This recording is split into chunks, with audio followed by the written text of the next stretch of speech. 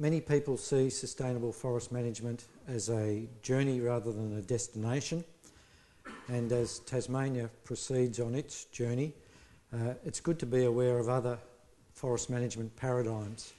So I think most of us here would be familiar with the segregation paradigm of New Zealand, where the native forests have pretty well all been reserved, and you can have your wood as radiata pine or as radiata pine. Another model that we've become familiar with is British Columbia and the Pacific Northwest, where they have a variable retention approach across the wood production landscape, and that's backed up by large ecological reserves. But I think fairly few of us are aware of the integration paradigm as best, which integrates conservation and production on the same piece of land, and that's pretty much the prevailing paradigm in much of Central Europe and particularly in Bavaria. And it appears to be quite successful, and that's what I wanted specifically to see. And understand why the social licence for forestry in Australia seems to be diminishing, and yet it's strong in Europe. And perhaps whether we could go some way towards selection systems that appear to be successful in Europe, and understand why, and to see whether some of that silviculture, certification and social acceptability might have relevance to what we're doing here. So we'll run through some places and pictures, make some national and state comparisons, look at public forest enterprises equivalent to Forestry Tasmania's, and I'll pick out BISF, which is the Bavarian corporation, which is the largest forest company in Europe, and Sveaskog, which is the Swedish public forest enterprise. Look at silviculture and close to nature forestry, certification, social acceptability, and see what the lessons are. It was a bit of a whirlwind trip. It was nearly 4 weeks, and it included quite a lot. I won't run through all the places, but started off in the Black Forest in southwest Germany, moved over to southeast Germany and Bavaria, the home of the BMW, then to Brandenburg, which is got Berlin in it, over to Uppsala and Stockholm, a beautiful old city in Sweden, and then picking up rather quickly Ukraine, Poland and Slovakia. And Poland, rather interestingly, has reintroduced the European bison into its southeastern corner. So the Black Forest is in the southwest of Germany. Bavaria is the southeast corner. This great road trip with students and staff of Weihenstephan University near Munich, through Austria, Hungary, into Western Ukraine, and then through Poland, Slovakia, and back to Munich, and then flying on to Stockholm and Uppsala. So the Black Forest is rather typical of forests in southern Germany. This is the beautiful town of Freiburg. It's a planted regrowth forest. It was heavily overexploited, plundered in the 1800s for the Industrial Revolution. It's largely spruce, but with some beech and fir, and it's gradually having a transition as people move away from spruce monocultures to what they see as more resilient forests with that are more wind firm, less susceptible to bark beetles, which are a major pest, and more resilient to climate change. But the spruce monocultures are pretty damned impressive from a production forestry point of view. They grow quite fast, they've got very high saw log quality component, and all that growth through careful silviculture is focused on the best stems. Germany pretty much invented professional forestry, and people such as Professor Heinrich Wilkins are still acknowledged as inventing clear felling as a systematic approach to regrowing these plundered forests and using spruce, which was actually a fairly minor component of the original forests. Unfortunately, spruce has shallow root systems, so it is susceptible to severe wind throw, and while southern Germany has virtually no wildfire, it does have quite damaging storms which cause quite a natural clear felling event on occasions. Moving over to Bavaria, and this is where progressive forest managers such as BISF are developing multi-aged diverse forests with spruce, fir and beech. And these forests are incredibly heavily eroded, or the roads themselves are quite discreet. You can see they're paved, they're narrow, they're quite aesthetic, but there are a lot of them, and they were built about 200 years ago. This is a forest near Munich. That grid is a grid of roads, 400 metres apart, built 200 years ago, and each one enclosing 16 hectares of forest that is just ideally suited for selection silviculture. And that's what they do. Inside the forest, they're quite lovely, for people at least. And what are they? They're planted, are they plantations or are they natural? Well, a bit of both, I suppose. But we think of plantations as trees in rows. These are not in rows. They are planted, they're semi-natural. They're certainly not old growth.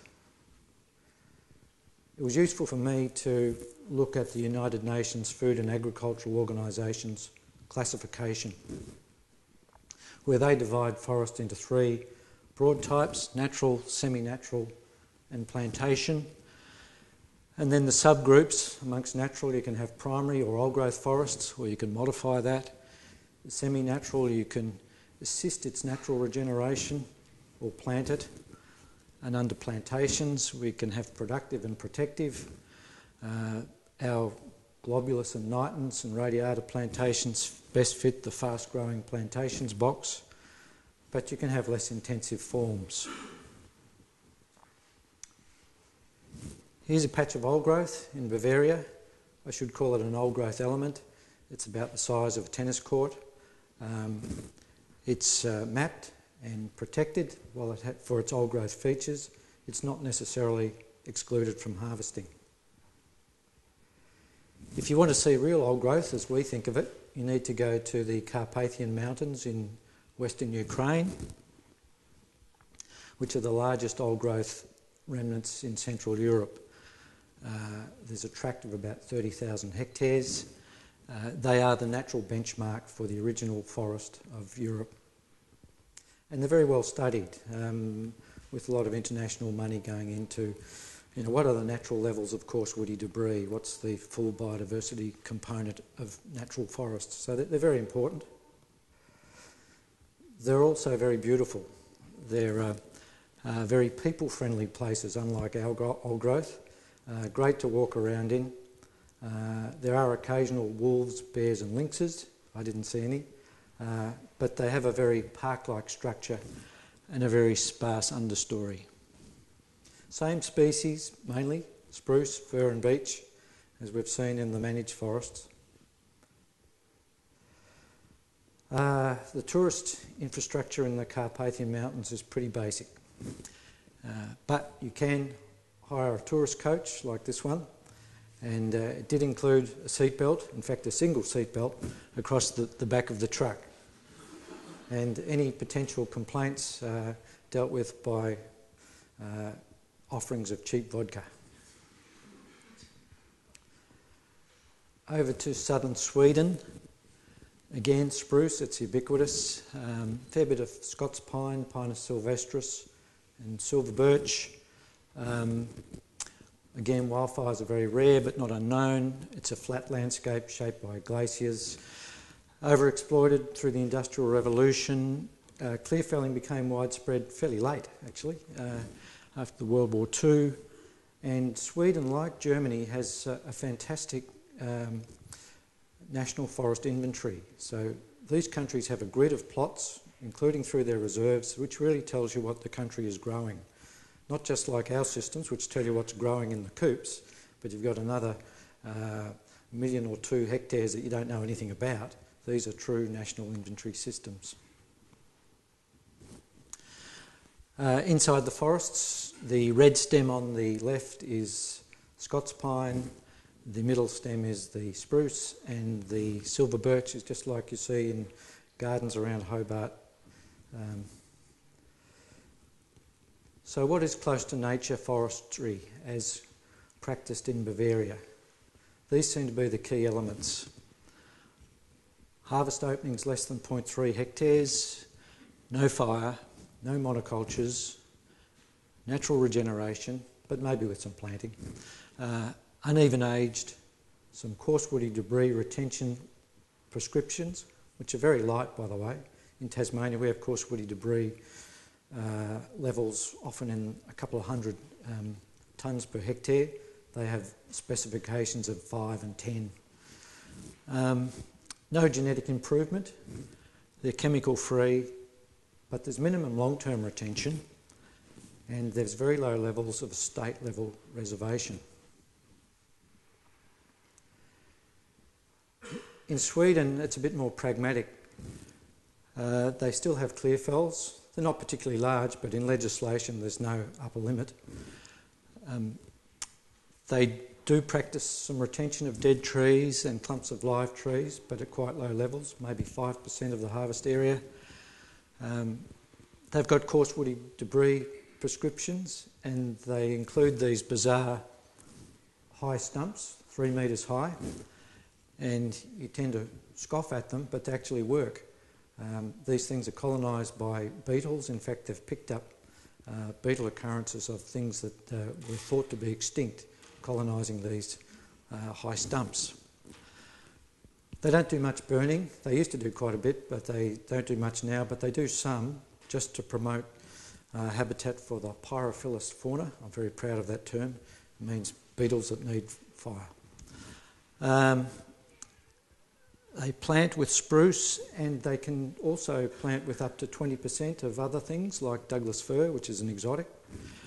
They go in for tree breeding, and typically about 6% of the standing volume is retained for long-term retention.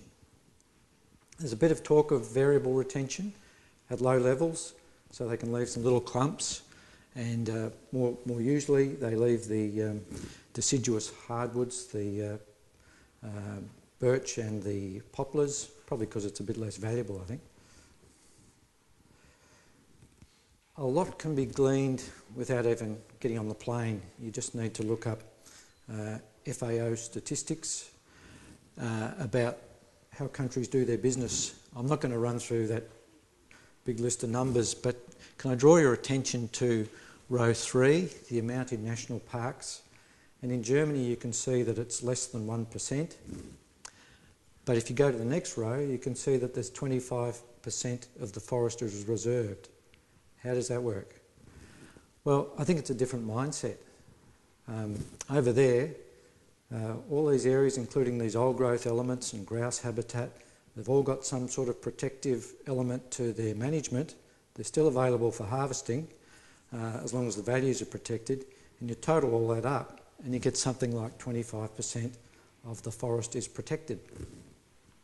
Very different to our Tasmanian mindset, where the only things that are thought to be protected are those that are preserved in national parks, and everything else is at the mercy of the chainsaw. Also, perhaps note fire. 2005 is the year that they've looked at. 4 million hectares affected by fire, showing that it's a major ecological driver in Australia. and negligible in those other two countries. Also very interesting is they don't do intensive fast-growing plantations, but they cut a lot of wood and have a lot of forest processing and a lot of jobs. State comparisons. Bavaria is this one of 16 states. It's a great comparison with Tasmania because it's virtually the same size and has a very similar forest area, but it has over 20 times as many people. They have really good utilisation of their forests, so it's not as if they're not growing any wood, but they've got less than 5% in reserves, whereas we've got 47%. A really amazing statistic is the number of private forest growers. We've got 1,400, probably a fairly small fraction of that are really committed to private forestry. They've got 700,000 with an average estate size of 2 hectares. It's a really important part of the inheritance system. Those people are passionate about their little bit of forest and they want to make some money out of it. They crank out at least 100 trained professional foresters through universities a year. I've been very charitable and says Tasmania perhaps trains less than 5. Well, actually we train 0. In good years we might recruit 5, and at the moment I reckon we've got -5 or worse. As I mentioned before, BISF was corporatised like Forestry Tasmania was from the old Bavarian State Forest Service in the early 2000s, and the same thing happened to Silviculture. You can see that Forestry Tasmania sets a lot more aside from wood production. Our forests, they're resilient, but they are messy. They're not particularly productive compared to what they've got. The huge number of employees that BISF carries is because they do all the processing and the silviculture themselves. They don't contract it out. The great profit that Silviculture makes is because they are a good organisation, but they also deal in real estate. When they were corporatised, they were given a lot of extra forest lands that they're selling off. Whereas poor old FT, in a good year, has been making about $10 million a year and carrying a lot of corporate service obligations. And when your major customer walks away and closes all its mills, you lose $12 million last year, and this year is going to be about as grim. But another reason for differences in profitability is timber prices. So these are pretty rough comparisons, but at roadside, spruce is worth about twice what Tas oak is. Similarly for pulpwood, and great for them and not good for us is that they're selling all their other stuff as energy wood. We can't get a sale for it. Here's a pile of saw logs cut to length, uniform size. Here's a pile of pulpwood. And here's a pile of energy wood, all the bits and pieces. Lee generated a lot of this yesterday in the dome. We couldn't sell it. Over there, they'd be lining up to buy it. Another way you can make money over there is through energy opportunities. And coming off the back of the Japanese tsunami, Bavaria, which has most of Germany's power stations, says we're getting out of this. And so there's a huge effort to put up wind turbines, and it's great business. This was a verbal quote, so I hope it's correct. €50,000 per year to have one of these put on your land. And as I mentioned, energy wood prices are driving up prices for all forest products. Swinging over to silviculture, how come they can do it in Bavaria and we don't do it here? Well, I looked at 5 fairly simple criteria. One's shade tolerance of the overstory. It's high in Bavaria, low in Tasmania. Understory, sparse. I don't know whether you can see some stumps through that. That's a logged, selectively logged forest. The regrowth forest on the right is a typical stand. That's, I think it's from Bruny Island, where you can see that there's an overstory that's through a lot of light, and a really dense shrub understory has developed beneath it. Nothing's going to regenerate in that. Natural regeneration, well, the Bavarian forest regenerates naturally in small gaps. Tasmania's wet eucalypts regenerate after wildfires. Tree size is much, much smaller, 1 to 10. Ours is 10 to 100, and some celebrated individuals are 400 cubic metres per tree, and they've got this fantastic road access that they didn't pay for, and ours is quite low and we pay a lot for it. But just biologically, the literature shows that beech seedlings need about 1/20th of the light that eucalypt seedlings need to grow. That's why I don't find eucalypt seedlings growing underneath wet eucalypt forests. But if you're really determined to use continuous cover forestry in lowland wet eucalypt forests, well, try this. Openings should be big enough to allow the eucalypts to regenerate and be safe for forest workers. And that's about 80 metres across, but you want it small enough so that all the other things, and say particularly myrtle, can seed into that opening. So again, 80 metres is about a reasonable compromise. And this has been trialled at the Warra Silvicultural Systems trial. If you want to grow special timbers, you've got to use long cutting cycles to allow them to reseed and produce timber. If you're not worried about that, you might have a 90-year stump return time or rotation. If you want to grow special timber, it'll have to be at least 180 years. And we've suggested do it in 3 cutting cycles of 30% at each take.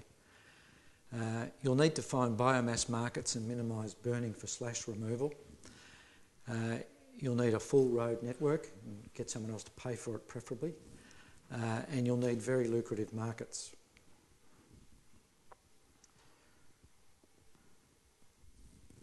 That all sounds pretty difficult. So what is the practical close to nature system that maybe you can do? Well, variable retention seems to be it. It emulates the sort of fire skips that you get after a large wildfire. It retains about 20% of the harvestable area in old growth species and structures, but it's technically more demanding, particularly for undertaking the regen burning, and it's more costly. We've focused our efforts on old growth. Each year less and less old growth is being harvested and more goes to reserve. And it could be that priority in future could be spread, that effort, to include areas that would otherwise lack, areas of largely regrowth forests, or even 1960s silvicultural regeneration when coops up to 200-300 hectares were established, where we could leave parts of that next time round for retention at the local landscape level. So the lessons coming out of that is that continuous cover forestry works well, really well, in shade-tolerant spruce, fir, beech forests of Central Europe. So next time Frank Strebe tells you about how good it is, you agree with him. It's a great system. If he tells you it's a really good system for our forests, maybe you can have a debate. Continuous cover forestry, it's not close to nature for our forests, which are light demanding and regenerated in nature by massive disturbance. Variable retention approximates close to nature forestry for wet eucalypt forests. You can do continuous cover forestry, and it is done in highland delegatensis forests, which have a sparse understory and are shorter trees. Moving over to certification, I think everyone here would know that there are 2 international schemes. There's the Forest Stewardship Council scheme, and there's the program for endorsement of forest certification schemes coming out of Geneva. FSC headquarters are in Bonn. In Australia, it's nearly all PEFC. The forests that are certified here are nearly all plantation companies. Germany, similarly, it's mostly PEFC.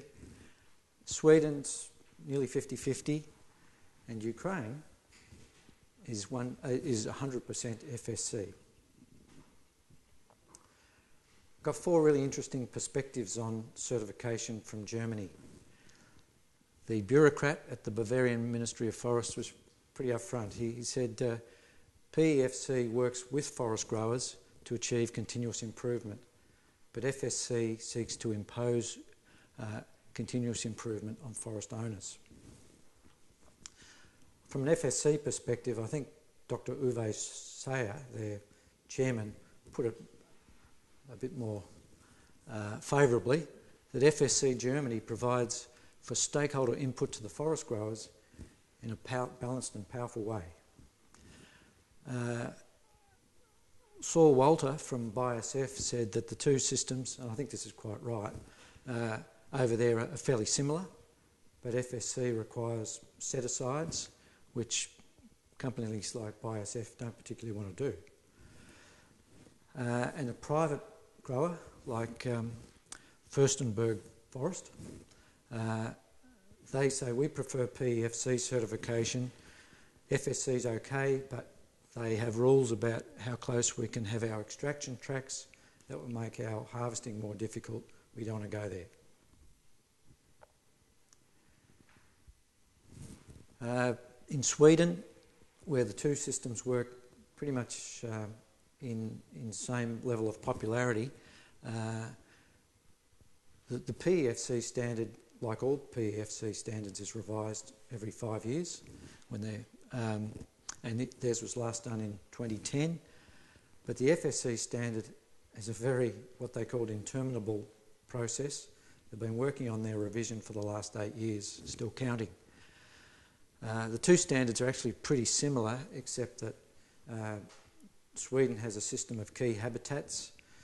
If you have them, you're bound by duty of care to protect up to 5%, I think. Beyond that, you advise the government, and the government can say, yep, they're really important, here's some compensation, or they can say, oh, they're not so important, don't worry about it. Well, FSC requires that you protect them regardless of whether there's any money for them or not. And they give greater voice to NGOs and Indigenous people. Sveaskog have embraced FSC mightily, and it's been really helpful to them with their ENGO relationships and with markets.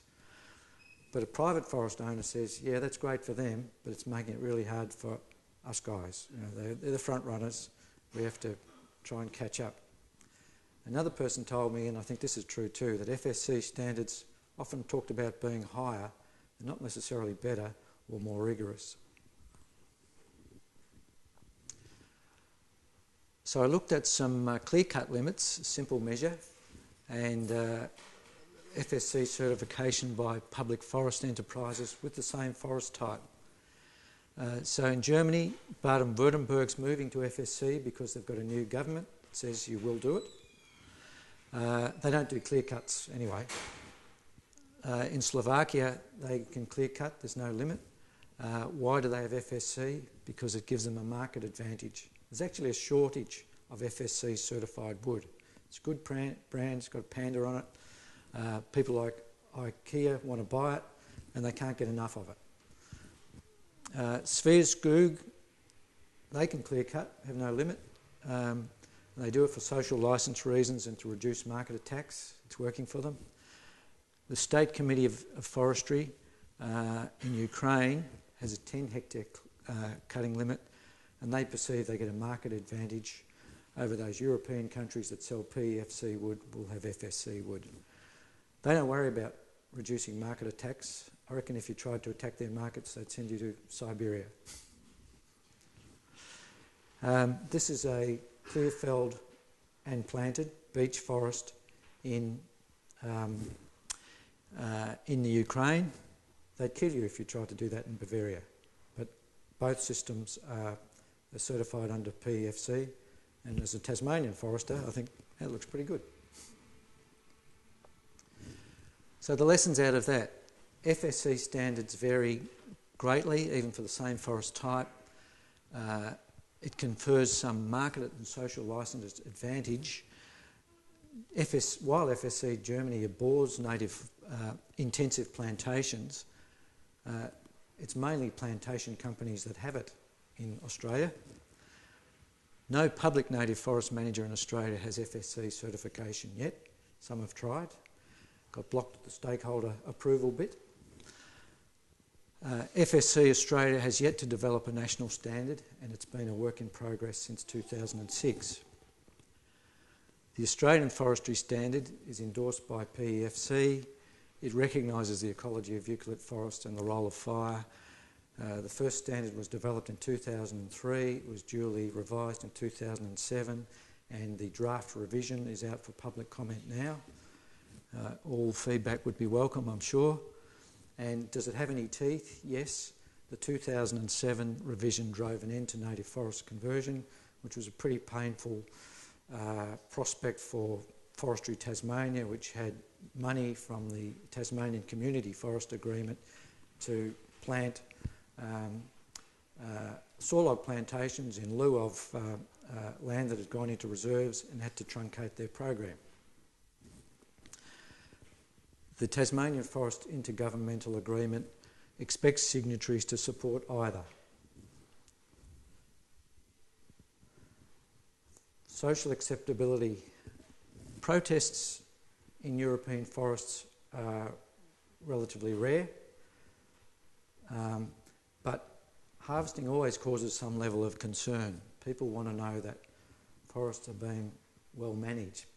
But what does that mean? A bureaucrat, I think quite rightly said, you can't actually convince the public about forestry through discussions on forest management. It quickly gets too complicated.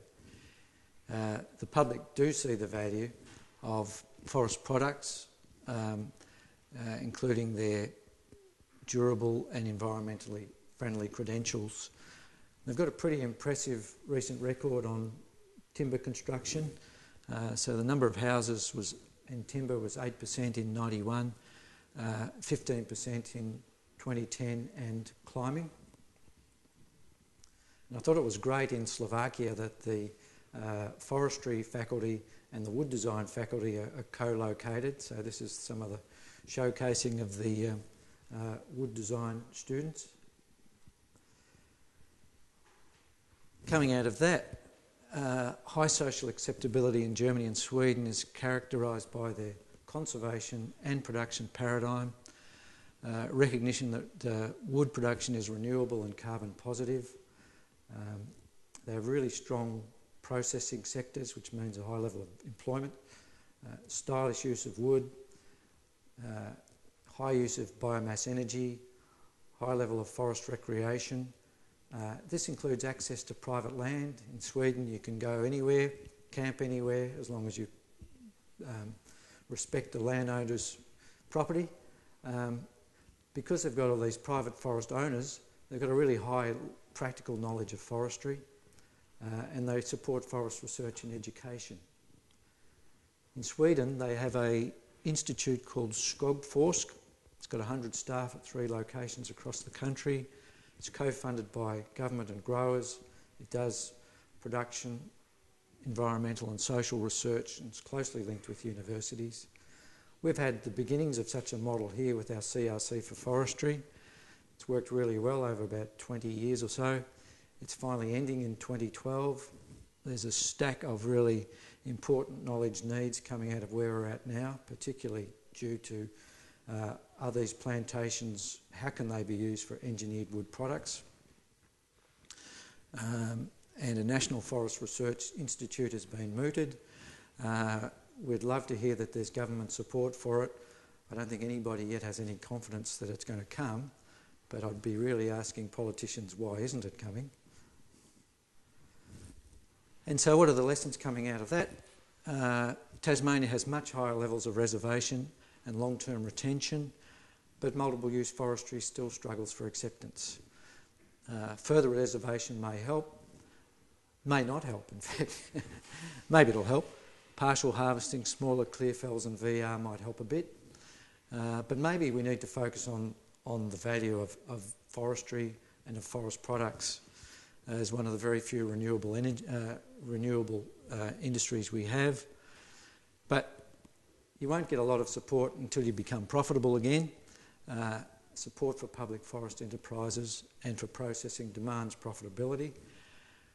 And just a little thought that I learned from BioSF, you can't do it alone. They have an advisory board of stakeholders that includes growers, processors, NGOs, hunting groups, which are very powerful there, politicians, and they all get together a couple of times a year and provide some insights to BioSF. And the last statement I found pretty challenging, and I'll throw it out there, and I'm not sure I fully agree with it, but it's an optimistic statement that the sensible and durable outcome from the intergovernmental agreement, if it can be achieved, and including a reserve outcome compatible with these supply targets, which have been quite heavily reduced, may offer an important opportunity to rebuild socially sustainable forest management. And I was really grateful to the Gottstein. I'm glad Mark spoke highly of it for giving me the chance, and I wouldn't have had any of the great interactions that I had without the help of those three people. So thanks for your attention.